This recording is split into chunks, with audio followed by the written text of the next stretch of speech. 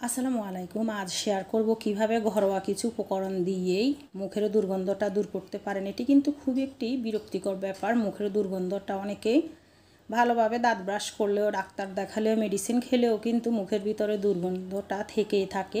এই যে রান্নাঘরে থাকা গরম মশলাগুলো, যে এটি হলো লবঙ্গ, এই লবঙ্গটা আমাদের রান্নাঘরে সবারই থেকে থাকে এবং সবাই এটি কিন্তু চিনেন। তো এই লবঙ্গটা কী করবেন, আপনারা 3-4টা লবঙ্গ ভালোভাবে একটু থেতো করে গুঁড়া করে নিয়ে কিছু পানির ভিতরে বেশ কিছু সময় ধরে ফুটিয়ে নেবেন। চুলায় ফুটিয়ে নিয়ে কুসুম কুসুম গরম অবস্থায় পানি দিয়ে সকাল বিকাল দুবেলা কুচি করবেন। দেখবেন খুব সহজে কিন্তু মুখের দুর্গন্ধটা নিমেষে চলে যাচ্ছে। আবার এলাচও কিন্তু থেতো করে ফুটন্ত গরম পানিতে দিয়ে এলাচটা দিয়েও আপনারা এইভাবে কুচি করতে পারেন।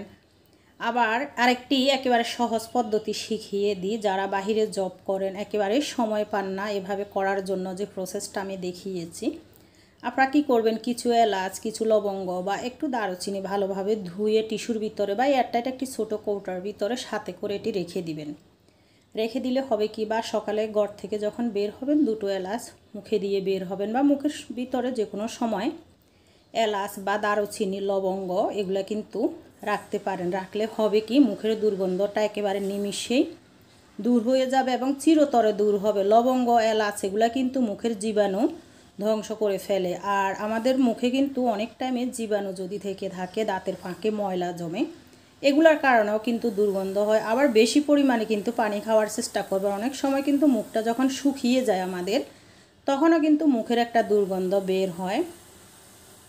অনেকেরই দাঁতে ব্যথা করে, দাঁতের মাড়ি ফুলে যায়, রক্ত বের হয়। আপনারা কিন্তু এই যে লবঙ্গটা নিয়মিত এটি মুখের ভিতরে দিয়ে চিবিয়ে খেয়ে নিতে পারেন, তাহলে কিন্তু এই মুখের দুর্গন্ধটা থেকে মুক্তি পাবেন। এটি হলো দারুচিনি। দারুচিনিটাও আমাদের রান্নাঘরে সবার থেকে থাকে। আপনারা দারুচিনিকেও একটু 1 থেকে 2 টুকরা একটু ভেঙে ভালোভাবে ফুটন্ত গরম পানি দিয়ে ফুটিয়ে নেবেন বেশ কিছুক্ষণ ধরে। ফুটিয়ে নিয়ে এরপরে এটা দিয়ে সকাল বিকাল দুবেলা কুচি করবেন। দেখবেন যে মুখের দুর্গন্ধটা একেবারে চলে যাচ্ছে। আরেকটি উপাদান আমি দেখাবো, সেটা হলো তুলসী পাতা। তুলসী পাতা আমাদের মুখের বা স্কিনের জন্য জীবাণু দূর করার জন্য খুবই ভালো কাজ করে থাকে। অনেকের বাসায় তুলসী পাতা থাকে, পুদিনা পাতা থাকে। পুদিনা পাতা, তুলসী পাতা একটু চিবিয়ে খেয়ে নেবেন ঘর থেকে বের হওয়ার সময়, বা ওগুলা দিয়েও একটু ভালোভাবে পানিকে ফুটিয়ে নেবেন বেশ কিছু সময় ধরে। তাহলে কিন্তু ওগুলা দিয়েও আপনারা যদি কুচি করেন দৈনিক 2 বেলা, রাতে ঘুমাতে যাওয়ার আগে এবং সকালে ঘর থেকে বের হওয়ার আগে, যে মশলাগুলো আমি দেখিয়েছি সেগুলো মুখে নিয়ে বের হলে গন্ধটা থাকবে না তেমন একটা। এটা হলো পুদিনা পাতা।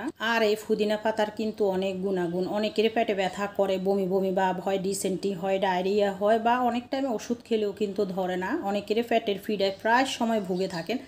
তারা কিন্তু এই যে নিয়মিত পুদিনা পাতাগুলো যেভাবে দেখা যাচ্ছে একটু ছিঁড়ে নিয়ে ভালোভাবে ধুয়ে প্রতিদিন 1 থেকে 2 বেলা চিবিয়ে খেয়ে নেবেন।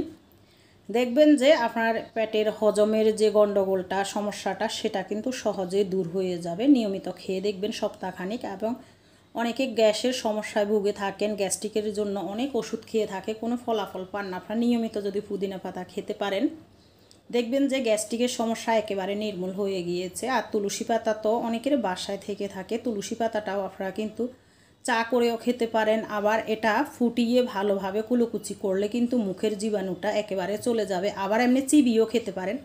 আমার এখানে কিন্তু এই যে তুলসী পাতাটা চা করে খেয়ে খেয়ে শেষ হয়ে গিয়েছে। আবার এই ফুলগুলো আমি ফেলেছি, যেগুলো শুকিয়ে গেছে, আবার চারা উঠতেছে।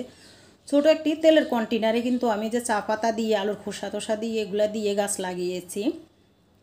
অনেক সুন্দর হয়েছে। আপনারা কিন্তু এভাবে বাসায় লাগিয়ে নেবেন। এই যে ঘরোয়া উপকরণগুলো দিয়ে যদি আমরা এই যে দাঁতের যে সমস্যা বা মুখের যে দুর্গন্ধ, এগুলো কিন্তু নিমিষে দূর করতে পারি। ভিউয়ার্স, ভিডিওটি ভালো লাগলে প্লিজ ইউটিউব চ্যানেলটি সাবস্ক্রাইব করবেন। আর ফেসবুক পেজ থেকে যদি দেখে থাকেন, পেজটি ফলো দিয়ে দিবেন, ভিডিওগুলো শেয়ার করে দিবেন, অন্যকে দেখার সুযোগ করে দিবেন। দেখা হবে যে কোনো পরবর্তী ভিডিও নিয়ে। ভালো থাকবেন, সুস্থ থাকবেন, পরিবার নিয়ে সবাই। আল্লাহ হাফেজ, আসসালামু আলাইকুম।